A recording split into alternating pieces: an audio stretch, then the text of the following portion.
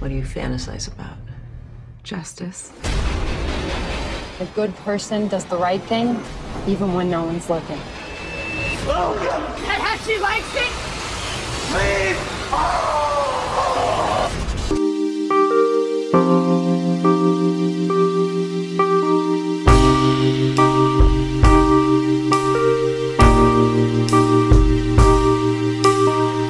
Hai semuanya, balik lagi di Story Film. Apa kabar kalian semua? Semoga kalian selalu diberikan kesehatan ya. Kali ini Mimin akan nemenin kalian, para kaum rebahan, dengan cerita-cerita yang lebih seru. Oh iya, sebelum Mimin lanjut, subscribe dulu yuk channel ini. Sebelumnya Jennifer mengalami tragedi pemerkosaan yang sangat brutal. Akan tetapi, ia berhasil membalas dendam ke semua para pelakunya. Dan bagaimana kelanjutannya? Inilah cerita film I Spit on Your Grave Part 3 tahun 2015.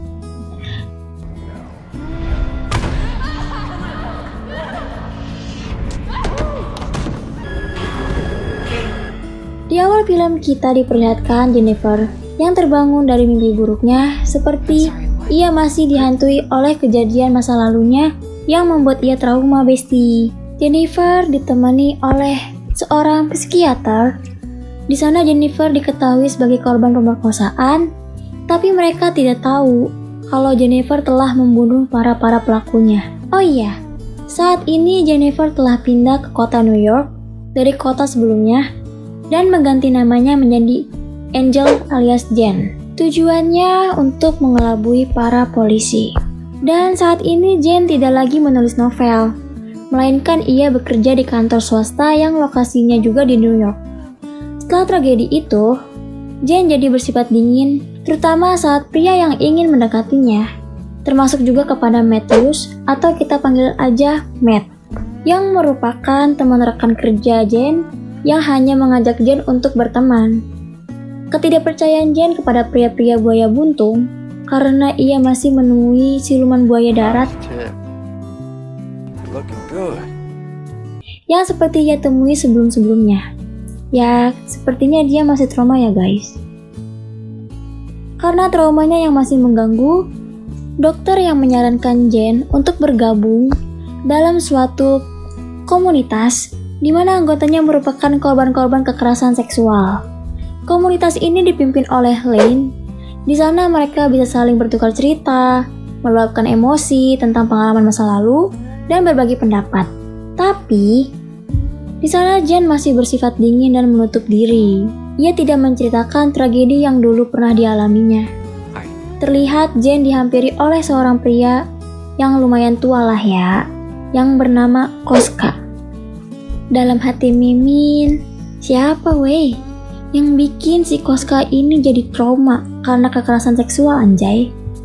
Hingga akhirnya datanglah wanita yang bernama Marla dan menjelaskan alasan Koska ikut perkumpulan komunitas ini adalah karena anak perempuannya dulu diperkosa oleh pacarnya, tapi dia malah dibebaskan polisi karena menang persidangan, dan pada akhirnya anaknya Koska bunuh diri dan Koska pun sebagai orang tuanya jadi frustasi. Hal itu membuat Koska tidak percaya lagi dengan jalur hukum. Oh, ternyata alasannya ini guys. Si Koska masuk ke perkumpulan komunitas itu. Seuzon aja ya si Mimin.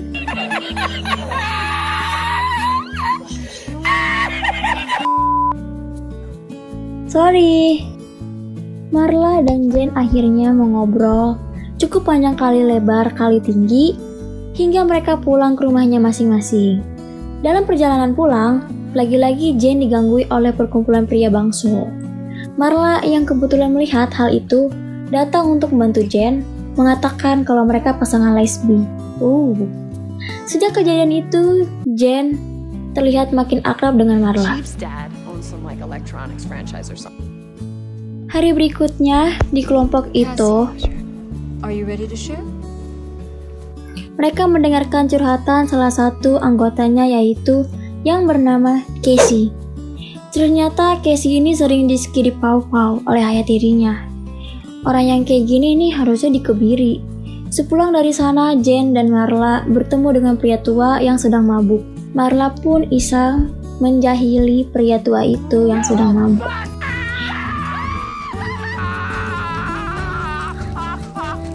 Melihat progresnya Jane sudah mulai seperti terlihat enjoy. Mungkin Marla adalah teman pertamanya di kota itu, dan keseharian Jane selalu bersama Marla. Keesokan harinya mereka pergi ke rumah Casey untuk melihat seperti apa ayah tiri Casey itu. Ternyata seperti inilah ayah tirinya Casey yang bernama Ron. Mereka mengikuti Ron ke tempat kerjanya, dan ternyata Ron ini adalah pria yang benar-benar predator. Mimin ngeliat kelakuannya aja, bisa-bisa istighfar 3 kali ya. Saat pulang kerja, Jane dan Marla mengikuti Ron, dan sadisnya Marla ingin menghabisi nyawanya Ron. Pardon me. Wong edan asli. Untunglah Jane mencegahnya, tapi mereka mendapatkan dompetnya Ron. What did you do, you crazy bitch? Screw that piece of shit. Untuk berfoya-foya. Jane semakin enjoy slow menjalani hari-harinya, ditambah mereka mendengar Casey menceritakan ayah tirinya yang sudah mulai berubah dan menjadi lebih baik. Nicer. Hey, where are you going? I gotta meet somebody. Saat hendak pulang, Marla tidak ingin mengopi nongs bersama Jane. Dia ingin keluar sendirian karena ada urusan kecil dengan mantannya. Dan akhirnya Jane pun mulai bersikap baik kepada Matt. But hey, ask me again sometime. I will. Tapi di pertemuan berikutnya, Jane melihat suasana kelompok itu seperti berbeda dan tegang. I'm so sorry. Oh, it's just terrible. I'm so sorry. What's going on? Tak lama kemudian datanglah detektif Dylan dan mengatakan Marla telah tewas diduga dalam pembunuhan dan pemerkosaan. Early this morning we did discover the body of Miss Fitch. Now, this is a homicide investigation. Jane sontak merasakan kaget begitu shock, bahkan terpukul dalam musibah yang ia dengar hari itu. Detektif Dylan yang sedang menyelidiki kasus itu, ia ingin mengumpulkan informasi latar belakang kehidupan Marla dari seorang yang benar-benar mengenalnya. Jane yang merasa akrab dengan Marla ingin segera membantu dan mengatakan malam itu Marla ingin menemui mantannya. Perbincangan yang cukup intens dan sampai mereka melanjuti obrolan itu di salah satu coffee shop. Pulang dari sana, lagi-lagi Jane diganggu oleh para beban negara yang berada di dekat rumahnya. Di kantornya, betapa keselnya Jane membaca berita bahwa mantannya Marla dibebaskan dan dia berhasil melewati jalur hukum. Hukum mah bisa dibeli ya guys ya, sesuai isi dompet kayak negara Konoha. Jane pun menghampiri detektif Dylan, dan detektif Dylan pun berkata, "Tidak ada lagi yang bisa kami perbuat, Jane."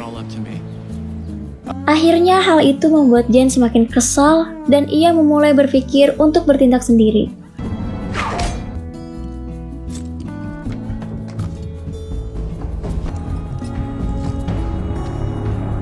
Scene pindah ke Jane yang lagi pergi ke tempat tongkrongan mantannya Marla. Di sana Jane mengeluarkan tatapan manjanya kepada pria itu. Akhirnya pria itu mengikuti Jane dari belakang dan mengatakan, "Sepertinya kamu tertarik kepadaku." Jane sedikit jual mahal dan akhirnya Jane pun pasrah. Saat melakukan aksi pengemutan itu, Jane mengeluarkan pisau dapur yang sudah ia persiapkan dan memotong si Johnny. Wow. Setelah itu dicincang-cincang dan merobeknya, kemudian memukulnya dengan linggis. Setelah kejadian itu, detektif Dylan menghampiri Jane ke kantornya untuk menanyakan perihal kematian mantan Marla. Karena Jane salah satu orang yang tidak terima saat ia dibebaskan. Detektif Dylan dan Jane sempat berdebat, tapi tidak berlangsung lama. Scene berpindah. Di komunitas itu, Casey bercerita tentang ayah tirinya, si Ron, yang kembali seperti brutal dan melakukan skidi pau-pau kepadanya setiap hari. Lebih kacaunya lagi, ibunya pura-pura tidak mendengar skidi pau-pau itu saat kejadian. Gila, kacau banget. Karena muak dengar hal itu, Koska melepaskan kata-kata kesal itu sambil berteriak dan mengatakan, "Kita tidak bisa diam saja. Seperti ini, harus ada yang memberinya ia hukuman seperti memasukkan pipa panas ke dalam lubang anusnya." Violated with a metal Dan entah apa yang ada di pikiran Jane saat itu, ketika pada malam hari, Jane menghampiri si Ron ke tokonya dengan berseragam anak sekolah, dan Jane pura-pura menanyakan alamat kepada Ron. Dan Ron pun siap banget untuk mengantarkan Jane sampai tujuan. Segar, bau memek. Sorry, dan sampailah di sebuah gedung. Alamat yang dimaksud Jane. Sampai di sana Jane menggoda-goda si Ron. Si Ron yang tidak ingin menyia-nyiakan kesempatan itu, dia langsung bergegas tanpa pikir panjang untuk peregangannya. Dan di saat lengah, Ron disetrum dengan setrum tungun oleh si Jane. Mantep tuh, rasain. Saat si Ron sudah sadar, ia sudah terikat dan lebih sadisnya, si Jane memasuki pipa ke dalam lubang anusnya si Ron dan memukulnya dengan palu sampai pipa itu habis masuk ke dalam. Ia sepertinya pipa itu berhasil menembus usus Ron tanpa batas dan akhirnya Ron pun tewas. Keesokan harinya, detektif Dylan datang ke tempat komunitas itu lagi, tapi orang yang dituju kali ini adalah Koska. Karena kematian Ron sama persis seperti kata-kata yang dilontarkan oleh Koska pada saat itu. Setelah beberapa hari di kantor polisi, karena bukti yang kurang kuat, akhirnya Koska dibebaskan dan terlihat Jane menghampiri Koska. Setelah mengobrol cukup panjang, akhirnya Koska menceritakan tragedi yang menimpa putrinya dan menjelaskan secara detail nama dan tempat bekerja pelakunya yang bernama Watson. He sold that gym, but he's still a fucking trainer. Some sleazy place on 17th Street. Singkat cerita, Jane pergi menghampiri lokasi itu dan mengikuti Watson yang keluar dari tempat kerjanya. Dan sampailah di sebuah lorong. Ternyata Watson menyadari kalau Jane mengikutinya. Terjadilah pertarungan di sana. Jane sempat melawan dan menusuk lehernya dengan pisau dapur, tapi sepertinya pisaunya sampai mengenai vitalnya dan sampai akhirnya Watson berhasil membuat Jane pingsan dan ingin melakukan sekiri pau-pau kepada Jane. Tapi di saat bersamaan detektif Dylan datang. Ternyata detektif Dylan ini masih memata-matai Jane. Watson yang melakukan perlawanan ditembak sampai mati oleh detektif Dylan. Dan akhirnya Jane dibawa ke kantor polisi dan diinterogasi untuk lebih lanjut. Ternyata detektif Boyle sudah mengetahui latar belakang Jane yang berganti namanya menjadi Angel. Dan ia memperlihatkan foto orang yang dibunuh oleh Jane beberapa tahun yang lalu. Pada akhirnya Boyle mencurigai Jane yang telah melakukan pembunuhan pada Ron dan mantan Marla. Di saat bersamaan bantuan tiba-tiba Koska datang dan menyelamatkan Jane yang dipenuhi oleh luka syayatan. Dan ia mengakui bahwa dialah yang telah membunuh Ron dan mantannya Marla. I did it. I killed them all. Untuk sementara Jane dibebaskan, tapi gerak-gerik Jane masih dimata-matai oleh kepolisian. Di sisi lain, Jane terlihat seperti kacau.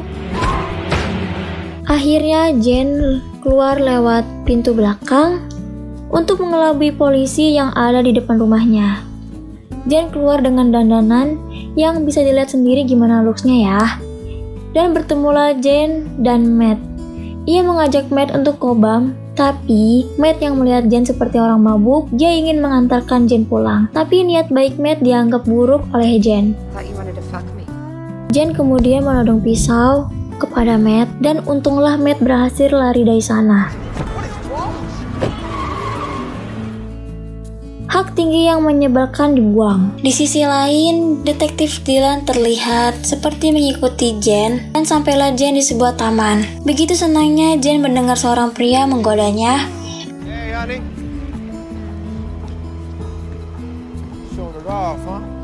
Tapi pria itu malah jadi takut keagresifan Jane.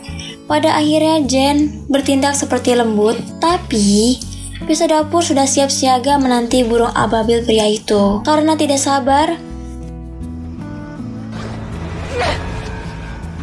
Jane melayangkan pisaunya dan akhirnya Jane pingsan dipukuli oleh pria itu.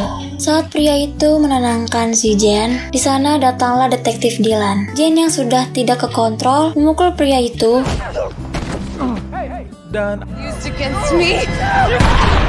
Dan akhirnya pria itu mati. Terlihat sekarang Jane saat bangun dan sadar sudah ada di ruang psikiater dan terlihat sudah memakai baju tahanan. Dan di adegan terakhir, film ini ternyata ada plot twistnya guys, yang bikin Mimin geleng-geleng karena saat Jane keluar dari ruangan itu, kita akan melihat seorang petugas kepolisian dan 2 orang tahanan lainnya. Saat scene awal film ini, Jane sudah berada di tempat ini. Jadi, kesimpulannya tempat ini adalah tahanan, dengan kata lain, Jane dari awal sudah berada di penjara guys.